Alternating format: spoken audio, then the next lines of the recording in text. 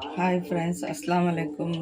நம்ம இன்றைக்கி என்ன டிஷ் பண்ண போகிறோன்னா பீர்க்கங்காய் கூட்டு ஆக்க போகிறோம். அதுக்கு பீர்க்கங்காய் கட் பண்ணி வச்சுருக்கோம். கொஞ்சம் வெங்காயம், கொஞ்சம் தக்காளி கட் பண்ணி வச்சுருக்கோம். அதுக்கப்புறமா பீர்க்கங்காயில் மைசூர் பருப்பு போட்டு கூட்டு ஆக்கிறதுக்கு மைசூர் பருப்பு போட்டிருக்கோம். அப்புறம் சேர்த்துக்கலாம். ஆயில் சூடானோன்னு சேர்த்துக்கலாம். பருப்பு சேர்த்துக்கலாம்.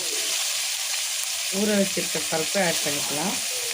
1/4 ஸ்பூன் இஞ்சி பூண்டு பேஸ்ட் சேர்த்துக்கலாம்.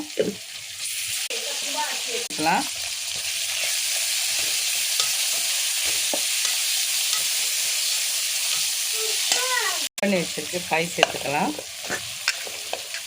காய் சேர்த்தோன்னா 1/4 ஸ்பூன் மஞ்சள் தூள் சேர்த்துக்கலாம்.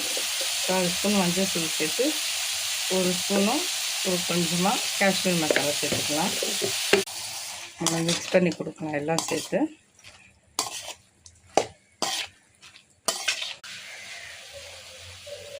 இந்த மாதிரி பீர்க்கங்காய் கூட்டு நல்லா திக்காக ரெடி ஆகிடுச்சு. நல்லா பருப்பு வெந்துச்சு, பீர்க்கங்காயும் வெந்துச்சு, நல்லா கிரேவி பதத்துக்கு வந்துச்சு.